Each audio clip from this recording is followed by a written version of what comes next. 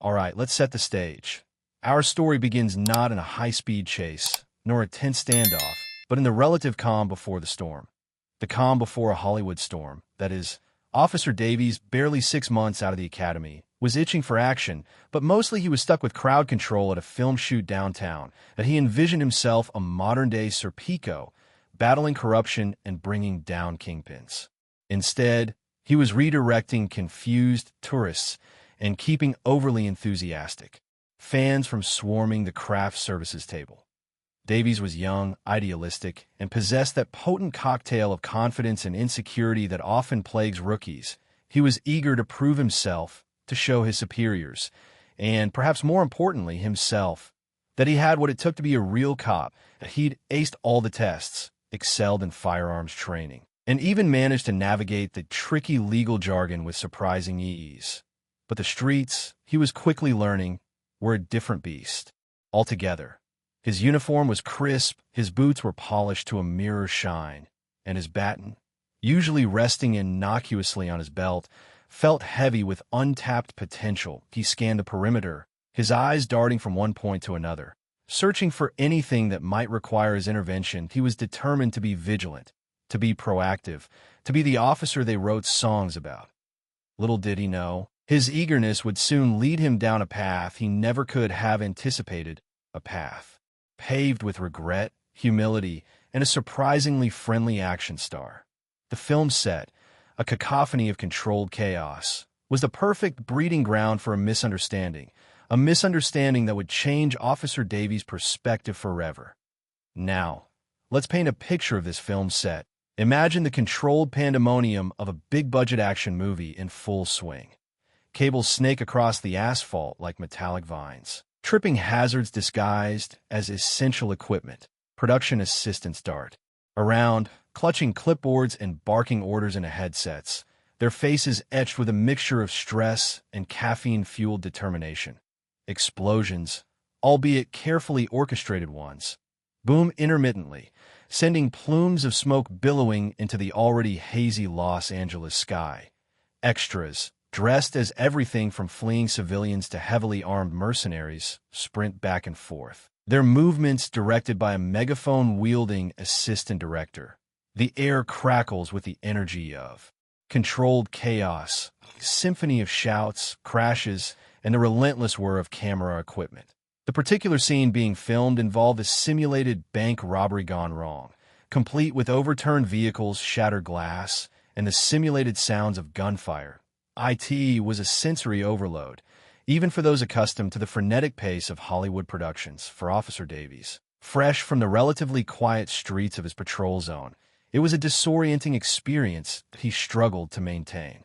His focus, his senses bombarded by the sights and sounds of simulated mayhem.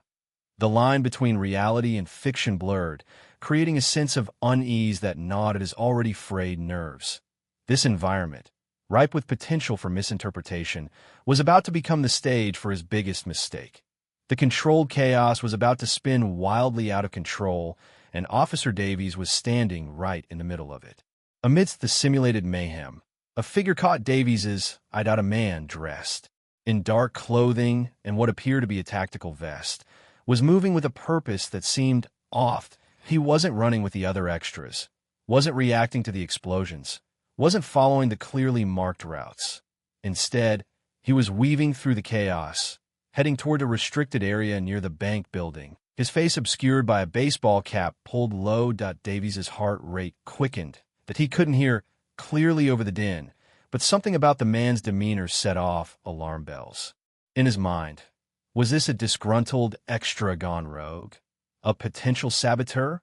Or, worse, someone with malicious intent trying to take advantage of the confusion? He raised his voice, attempting to shout a warning, but his words were swallowed by the surrounding noise. He tried again, louder this time, but still the figure didn't respond, didn't even seem to notice him. The man continued his determined march, his pace quickening as he neared the restricted zone. Davies felt a surge of adrenaline. He couldn't risk letting this individual proceed any further. He had to act, and he had to act now. His training kicked in, overriding any doubts or hesitations. He gripped his baton, his knuckles white, and prepared to intervene. The chaotic film set had become his real-life crime scene, and he was the only one who seemed to notice the danger, or at least that's what he thought. Driven by adrenaline and a sense of duty, Davies charged forward. He weaved through the extras, dodging simulated gunfire and leaping over overturned props, his focus solely on the approaching figure. He yelled again, his voice strained, "Stop! Police! Stop where you are!"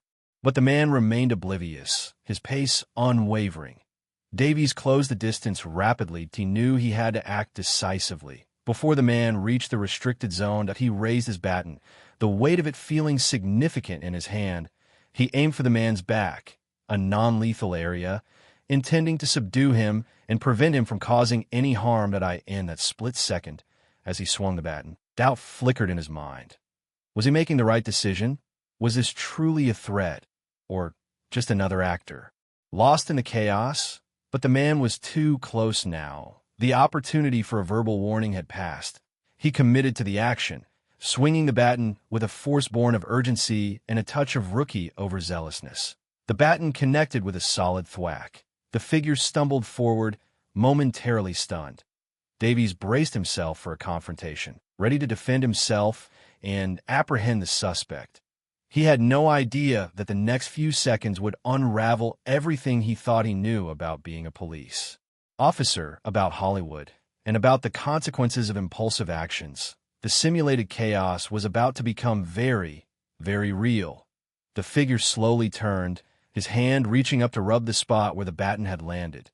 The baseball cap fell to the ground, revealing a familiar face, a face that instantly drained the color from Davies's OW, and it was Jason Statham.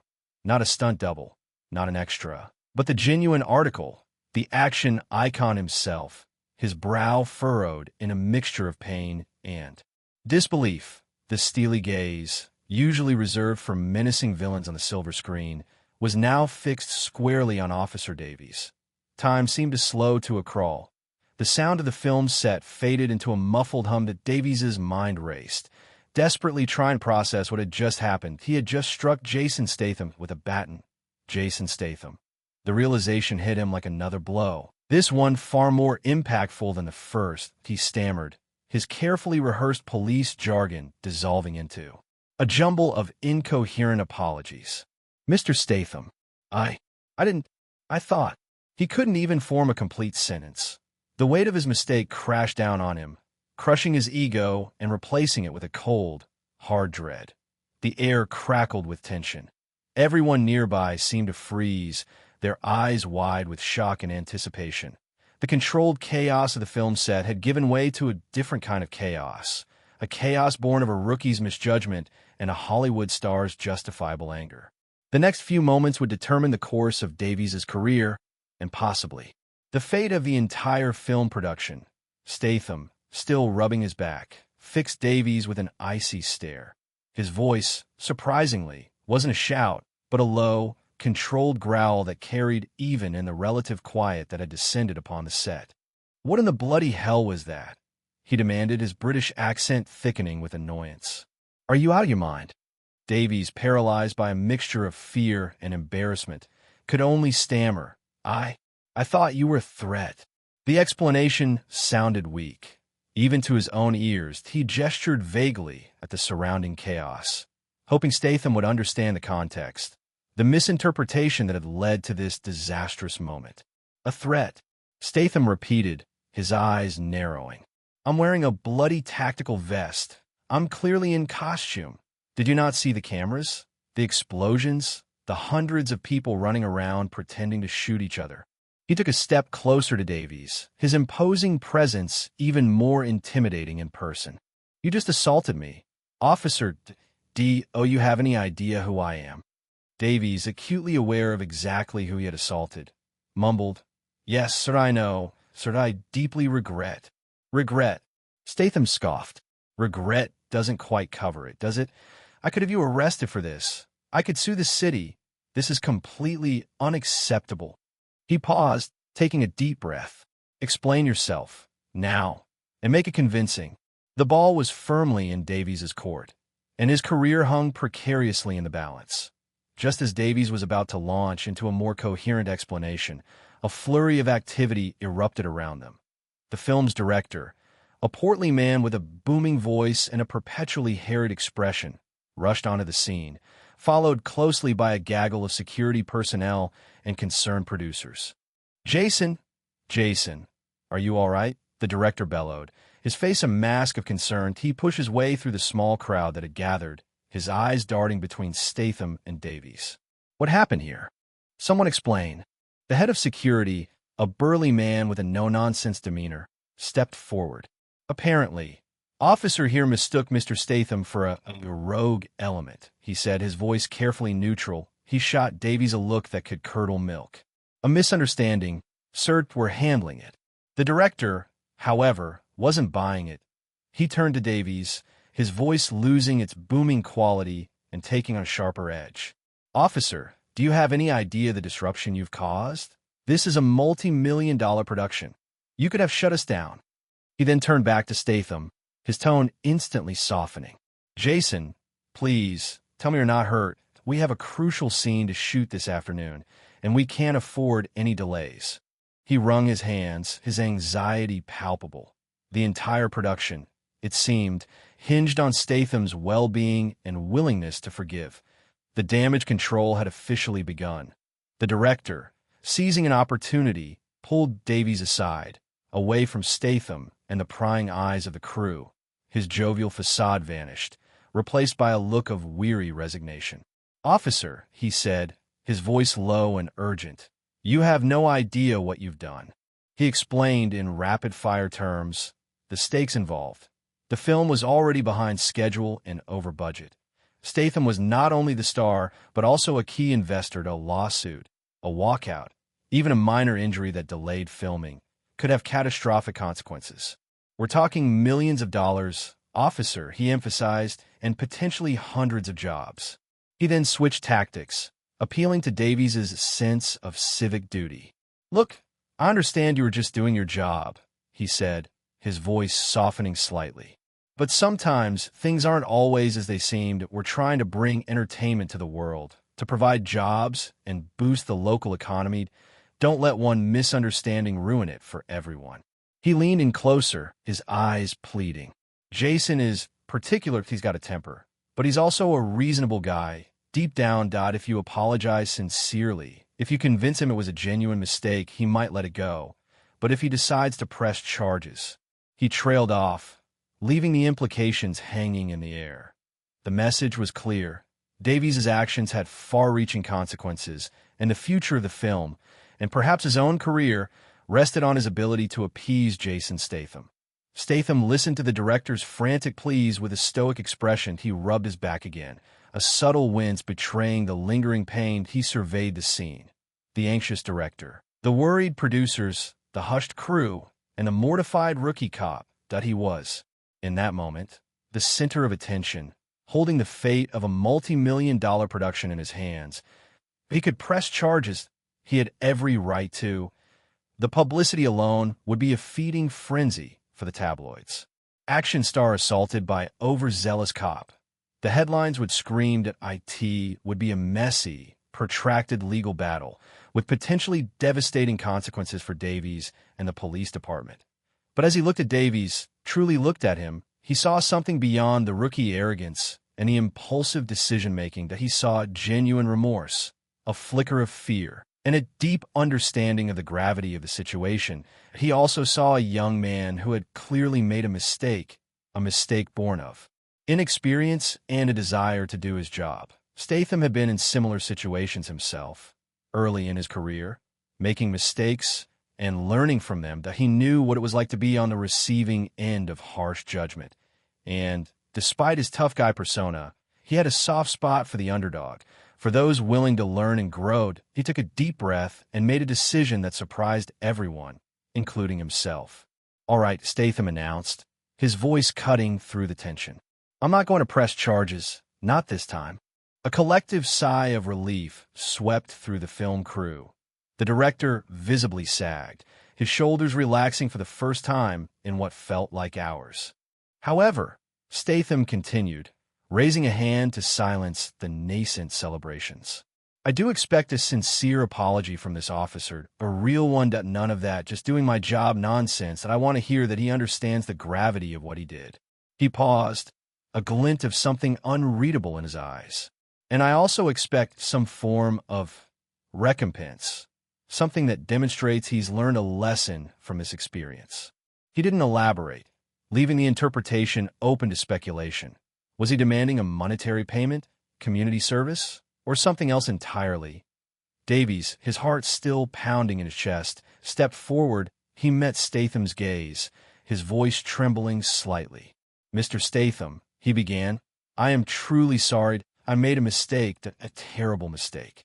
I let my eagerness get the better of me, and I acted without thinking. I understand that I could have seriously hurt you, and I put the entire production at risk. I take full responsibility for my actions, and I promise it won't happen again."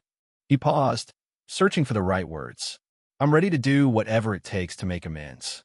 Davies' apology hung in the air, sincere and heartfelt. Statham studied him, searching for any hint of insincerity, any trace of the arrogance he had initially perceived. But he found none. He saw only genuine remorse and a willingness to learn from his mistake. That a flicker of amusement crossed Statham's face. The tension in the air began to dissipate, replaced by a sense of cautious optimism. He chuckled softly, a low rumble in his chest. "All right, officer," he said, his voice losing its edge. "I believe you that you're a rookie. You made a balls up. Happens to the best of us." He paused, rubbing his chin thoughtfully. "But I still need that recompense, that I need to make sure you understand the consequences of your actions." He looked around the set, his eyes scanning the various props and equipment. An idea sparked in his mind, a mischievous glint returning to his gaze. "Tell you what," he said, a sly smile spreading across his face. "I've got an idea that might just be crazy enough to work. It'll be a bit of a laugh, and it'll definitely teach you a lesson you won't soon forget." He turned to the director, who was watching the exchange with a mixture of relief and apprehension. "What do you say, mate? Are you game for a bit of improvisation?"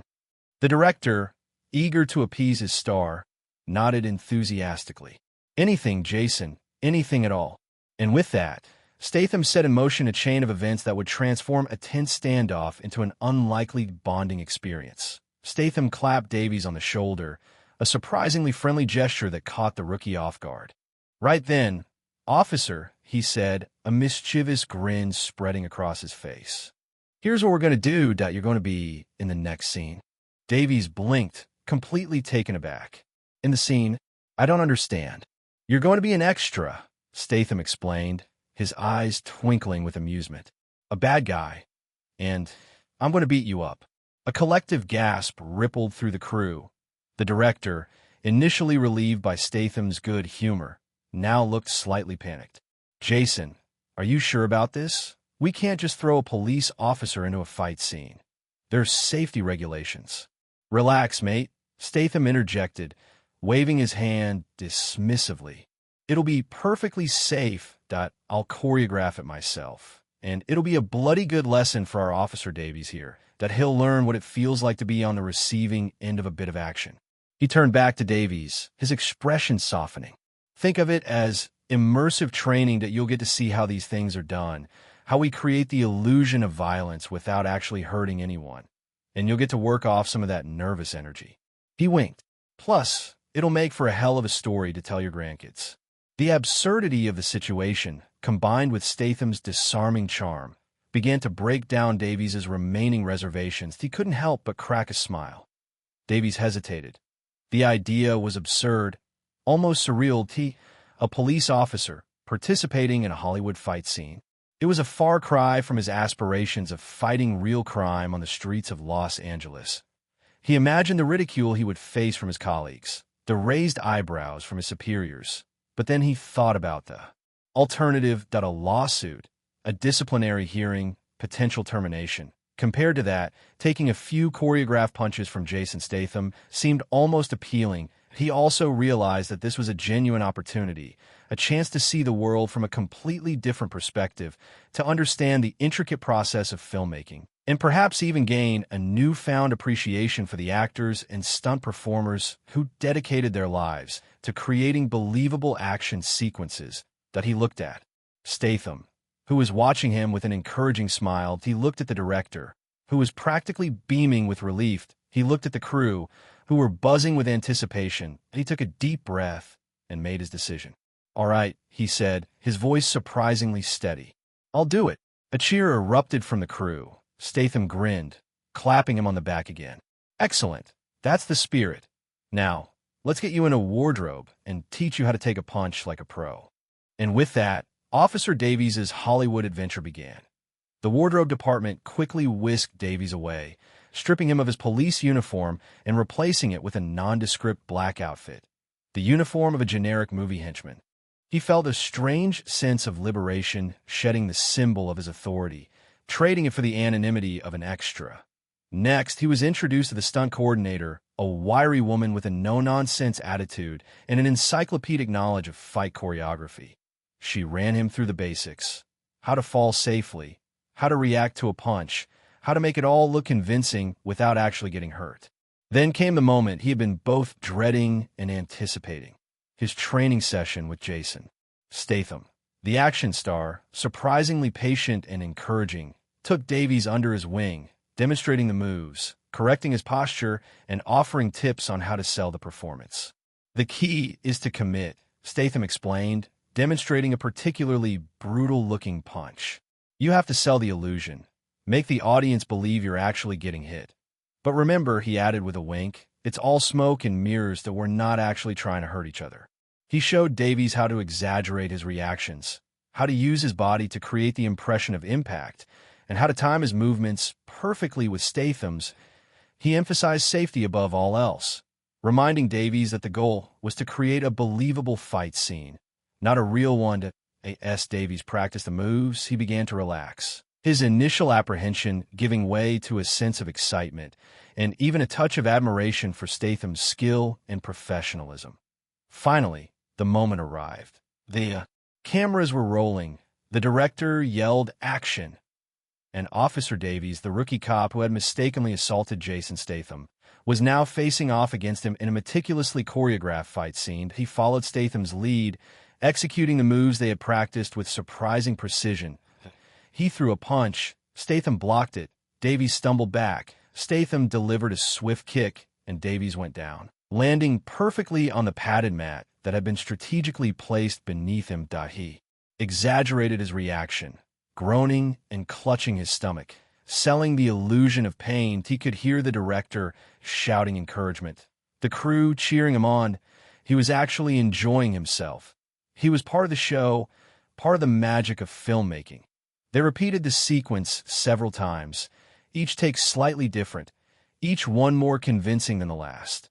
Davies found himself getting lost in the performance, channeling his inner bad guy, embracing the absurdity of the situation. That he was no longer Officer Davies, the rookie cop. He was a nameless, faceless henchman, getting his comeuppance at the hands of a Hollywood action hero. And it felt strangely cathartic that he realized that this whole experience was actually a lot like police work. Lots of rehearsing, planning, and then when it all comes down to it, a little bit of improvisation to make it all work. As the day wore on, an unexpected camaraderie developed between Davies and Statham. Between takes, they shared stories, laughed at the absurdity of the situation, and even discussed the finer points of law enforcement and action filmmaking. Statham, surprisingly down-to-earth and approachable, shared anecdote from his own career, offering Davies advice on how to handle pressure and make sound decisions under stress. Davies, in turn, spoke about the challenges and rewards of being a police officer, the constant balancing act between upholding the law and protecting the innocent. He explained the split-second decisions he had to make, the pressures of working in a high-crime environment, and the importance of trusting his instincts. They discovered that despite their vastly different backgrounds, they had more in common than they initially thought. Both were dedicated to their craft, both valued hard work and discipline, and both had a deep respect for those who put themselves on the line to protect others. By the end of the day, the initial tension between them had completely dissipated, replaced by a genuine sense of mutual respect and even a hint of friendship. They had started as adversaries, but through a series of bizarre and improbable events, they had found common ground, forging an unlikely bond in the heart of Hollywood chaos. The day's events had a profound impact on Davies, that he realized that his initial judgment of Statham had been completely wrong, that he had seen him as a privileged celebrity, detached from the realities of everyday life.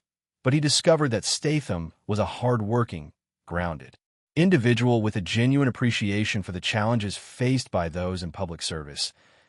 He also learned a valuable lesson about the importance of patience and observation. He had acted impulsively, jumping to conclusions based on incomplete information. He now understood that taking a moment to assess the situation, to gather all the facts before making a decision, could have prevented the entire incident. He gained a new respect for the power of communication. He had failed to effectively communicate his concerns to Statham, allowing the situation to escalate unnecessarily, that he realized that clear and concise communication was essential in his role as a police officer, not only in dealing with potential threats, but also in building trust and rapport with the community. Finally, he understood the importance of humility. He had allowed his ego to cloud his judgment, believing that he was always right, that he knew best. He now recognized that everyone makes mistakes, and that the key is to learn from them and strive to do better in the future. He came to see that the best officers were not the most aggressive, but the most thoughtful. As the filming wrapped up, Statham approached Davies, extending his hand. "It's been a pleasure, officer," he said, a genuine smile on his face. "You've got guts, I'll give you that. And you're a damn quick learner." Davies shook Statham's hand firmly, his heart filled with gratitude. "Thank you, Mr. Statham," he said, "for everything, for not pressing charges, for giving me this opportunity, and for teaching me a lesson I'll never forget." Statham reached into his pocket and pulled out a business card. He scribbled something on the back and handed it to Davies. "Here," he said, "keep this. If you're ever in London, give me a shout. We'll grab a pint." Davies looked at the card, surprised. It was Statham's personal contact information on the back. He had written, "Stay out of trouble, mate. But if you can't, make sure it's good trouble." The gesture was unexpected, a sign of genuine respect and friendship. Davies knew that he would likely never see Jason Statham again, but he would always remember the day he accidentally assaulted a Hollywood action hero and ended up learning more about himself and the world than he ever could have imagined. He tucked the card safely into his wallet, a reminder of the unlikely bond he had forged in the heart of Hollywood chaos. Back in his police uniform, patrolling the streets of Los Angeles, Davies felt like a different person. The events of the day had shaken him to his core, forcing him to confront his own shortcomings and biases. That he approached his work with a newfound sense of humility and a greater appreciation for the complexities of human interaction. He was more patient, more observant, and more willing to listen to others before making judgments. That he made an effort to communicate more effectively, using clear and concise language and avoiding jargon. That he treated everyone with respect, regardless of their background or appearance. He noticed subtle changes in his interactions with the public. People seemed more receptive to him, more willing to cooperate. He found himself de-escalating potentially volatile situations with greater ease, using his words rather than his baton. But he still had a long way to go. He knew that he was still a rookie, still learning the ropes. But he was determined to be a better police officer, a more thoughtful and compassionate member of the community. He carried Statham's business card in his wallet as a constant reminder of the lessons he had learned, a symbol of the unlikely friendship he had forged in the most unexpected of circumstances. The chaotic film set had been his crucible, and he had emerged from the fire a stronger, wiser, and more well-rounded individual. The city lights blurred past the windshield as Davies drove, the glow reflecting in his eyes. The lessons he had learned weren't just about police work. They were about life. That he understood now that everyone, regardless of their profession or social standing, was worthy of respect and understanding. He thought about the initial arrogance he had possessed, the eagerness to prove himself, the assumption that he knew best. He cringed at the memory, realizing how easily his pride could have led to even more serious consequences. He resolved to continue striving for improvement. to never stop learning, to always approach every situation with an open mind and a compassionate heart, that he knew that he would face many more challenges in his career, many more difficult decisions to make. But he was confident that he was now better equipped to handle them, thanks to the unlikely intervention of a Hollywood action hero. That he glanced at the business card tucked safely in his wallet, a tangible reminder of the day his life had changed forever. That he smiled, a genuine smile that reached his eyes. That he knew that he would never forget Jason Statham, not just because he had accidentally assaulted him with a baton, but because he had inadvertently helped him become a better man. He had much to be grateful for. Even in the midst of the chaos and uncertainty of life as a police officer, he knew now what it meant to serve and protect not only the citizens of Los Angeles, but also their shared humanity. The radio crackled to life, dispatch calling Davies to a possible shoplifting incident at a local grocery store. He acknowledged the call and headed towards the location, his mind calm and focused. Arriving at the store, he found a manager visibly agitated, pointing towards a young teenager who was being held in a small office. The manager claimed the teen had stolen a loaf of bread and a can of soup. That in the past, Davies might have immediately taken the manager's word for it, assuming the teen was guilty. But now he approached the situation with a more measured approach. That he spoke to the manager, listening to his account of the incident, but also observing his demeanor, his tone of voice. Then he spoke to the teenager, who was visibly frightened and remorseful. The teen explained that he had stolen the food because his family was struggling to make ends meet, and they hadn't eaten in days. Davies listened patiently, his heart filled with empathy. That he knew that shoplifting was a crime, but he also understood that there were often extenuating circumstances, underlying issues that needed to be addressed. That he made a decision. That he spoke to the manager, explaining the teen's situation and appealing to his sense of compassion. He offered to pay for the stolen items himself if the manager agreed not to press charges. The manager, initially hesitant, eventually relented, impressed by Davies' sincerity and his willingness to help.